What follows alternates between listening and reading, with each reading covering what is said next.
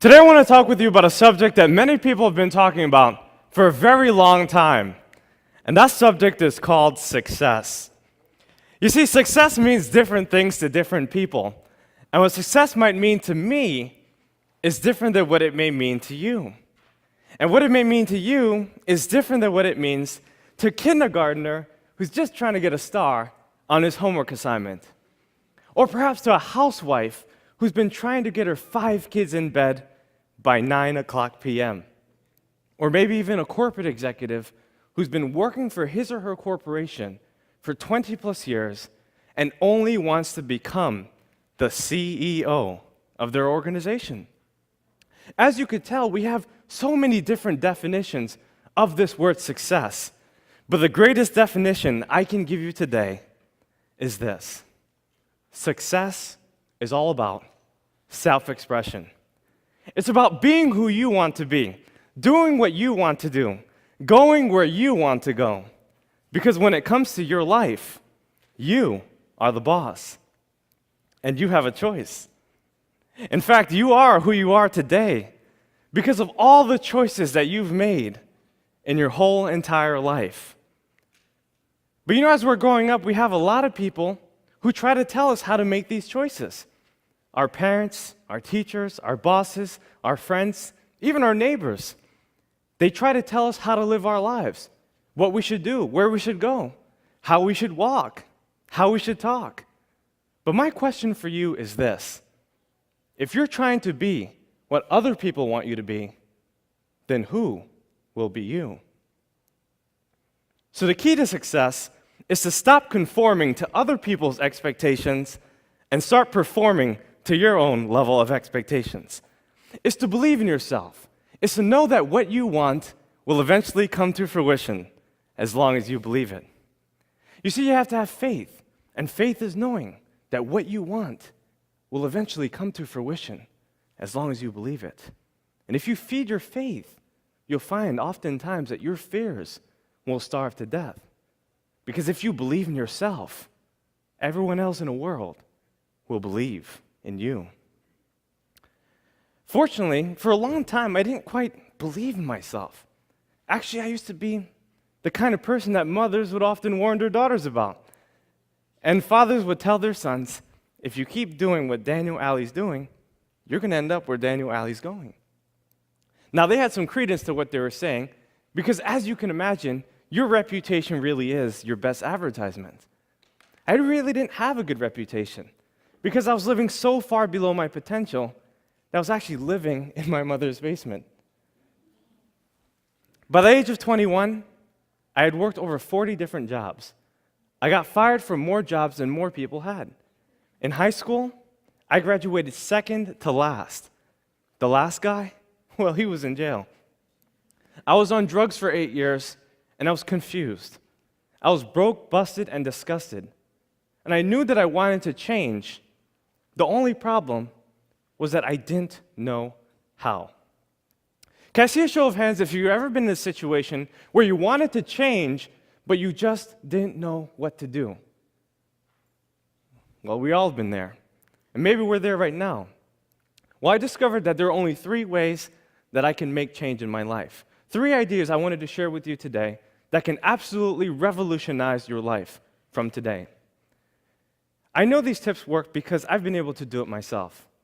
By the age of 24, I became a self-made millionaire. I've been able to write 3 books and travel to dozens of countries. I now reach millions of people with my work. I believe that these 3 key principles can change your life, no matter how you define success. Whether you want to live to age 100, or even have a dozen kids, or just have a little house in the mountaintop somewhere no one knows about. These 3 key principles will help you to realize the success in your life. The first one is to read more books. All the books in the world can help us to solve all the problems in the world. But the truth is that we don't have to read all the books in the world because we don't have all the problems in the world. But we do have to read the books that help us to solve our problems. So for instance, if you wanted to learn about money, you better be reading books that talk about money. Or if you wanted to learn how to manage your relationships or to become a better communicator, There's a lot of books on that. What I'm saying basically is that our libraries are paved with gold, and library cards are free. You see, books are the tools that release the heavens of your mind, and leaders are readers. You see, if you want to succeed, you have to read. Most people in the world read about one book every single year. That book, I would suppose, would be Facebook. And before people even get up and do their thing, before they drink their coffee or read their paper, they read Facebook. But the truth is that if you study miscellaneous things, you get miscellaneous results. You become what you study. What do you study? And where is it taking you? You see, a lot of people come up to me and they say, well, Daniel, I don't really have time to read. I have kids, I have work, I'm a student, I already have so many textbooks, I'm doing so many things, I'm too busy. But if you don't have 10 minutes a day, you're basically saying you don't have a life. We all have time to read. We all have time to pick up a good book and read for ourselves so that we can learn. Look, if you read 10 minutes a day for 30 straight days, that's one book a month.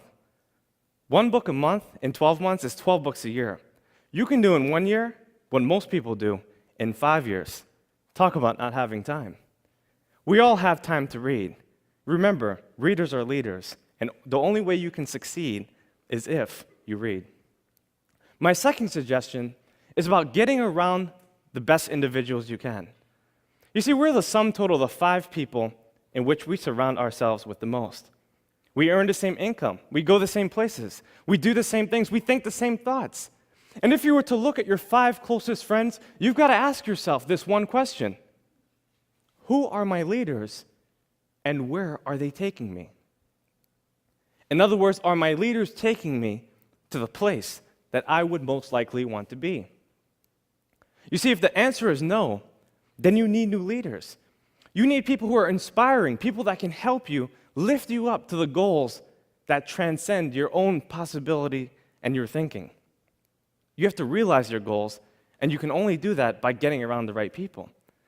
Now, many of us have what I like to call default friends. And default friends are basically people that we see around the neighborhood. People at the grocery store, the gym, the mall, at church, at work, everywhere we go. These are people that we naturally befriend as we start to gain their trust and acceptance. And what tends to happen is that if you're a highly ambitious person and you have really high goals, a lot of these people can't help you reach your goals. So you have to look outside. You have to search for people. I'll give you an example. I had a friend, his name was John, and he was actually a plumber. And his father and him had a pretty successful business, at least it seemed like it. So I asked John, I want to start a business. What exactly do you think I should do? John pulled me to the corner and he said, Daniel, I don't think you want to start a business. 98% of businesses fail within the first 3 years. Then he proceeded to tell me about all the reasons why I couldn't do it and why it won't work. He told me how it was so hard working over 100 hours a week, how hard it was to manage payroll, and why the recession was holding him back from getting more clients. As he told me this, I became a little discouraged, a little dejected. And I went home and I thought about it. When I got to my journal, I usually reflect, and I wrote down in my journal that 98% of statistics are made up, including that one. You see, you have to realize that no one's opinion of you can become your reality. And in order to change your reality, you have to change your mentality and the people you surround yourself with.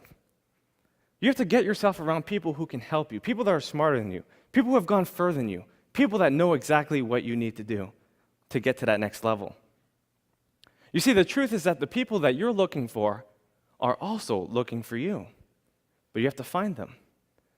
You see, sometimes we surround ourselves with strangers and family members who tell us what we can't do. They limit us. And a lot of people have the right intentions, but oftentimes they provide the wrong directions. In other words, they want to help us, but they just don't know how. So get yourself around people who can. A lot of people ask me, well, Daniel, how do you find these people? It's easy. If you follow step 1, which is to read more books, you'll find that in the back of the book, there's the About the Author section. And what I used to do is I used to reach out to the authors. Thankfully, we live in a new millennium, which allows us to get on their social media, their websites, and so we can have a conversation with them. We can change by actually understanding what it is that they teach. And if we ask enough questions, we can make great progress in our life. Remember, the people you're looking for are also looking for you. So get yourself around those people. My last and final suggestion is to set higher goals. Because goals make you stretch. They help you to become more of who you are. And in this enormative conformity, so many people don't know how to set goals. They get confused about the process. A lot of people use New Year's resolutions. But the problem with New Year's resolutions is that a person often tries to do too much too fast. So let's say Doug wants to stop smoking. On a December 31st, he says, I'm done. January 1st, I'm clean. Never again. You see, he hasn't created a plan of action to achieve his goals, and therefore it is unreasonable. Bucket list is something else that people do. And usually when someone creates a bucket list, they're giving themselves too much time. There's no urgency, and most of the time, they don't write their goals down. So what do you suggest? Well, I'm glad you asked. What I do suggest is for you to write your goals down. I believe that a dull pencil is better than a sharp mind. And to impress your subconscious mind, you have to write your goals down so that you can hold it steadfastly to who you are. I have this method I teach all around the world. It's called the 20 idea method. And basically what you do is you select one overarching goal that you would like to accomplish, and then list 20 ideas that corresponds with that particular goal. So let's say, for instance, you wanted to become a better public speaker. What are some things you can do? Well, you could watch TED Talks like you are right now. You could practice your speech, right? You can look in the mirror to challenge yourself. You could read the dictionary every day. There's so many things you can do. But could I come up with 20 ideas? And the answer is yes, I can come up with 100 if I wanted to. Imagine if you did this in every area of your life, financially, for promotions, for your family, and you wrote your goals down every day. You'd be able to accomplish so many things in your life. You see, we have everything we need in order to succeed, but we have to take the things that we have to get more of the things that we want. From the cars that we drive, to the clothes that we wear, to the food that we eat, and the people that we meet. In this depository of diversity, we have everything we need in order to succeed. But we have to believe. You see, when you believe in yourself, you'll find that everyone else in the world will believe in you. And you also have to think big. When you think big, you'll do big, and you'll win big. Well, big is actually the 3 ideas I wanted to share with you today. B, the books that you read. I, the individuals you meet. And G, the goals that you set for yourself. Books, individuals, and goals. That's all you need to accomplish success. Because when you think big, you'll do big. And you will win big, my friends. Thank you.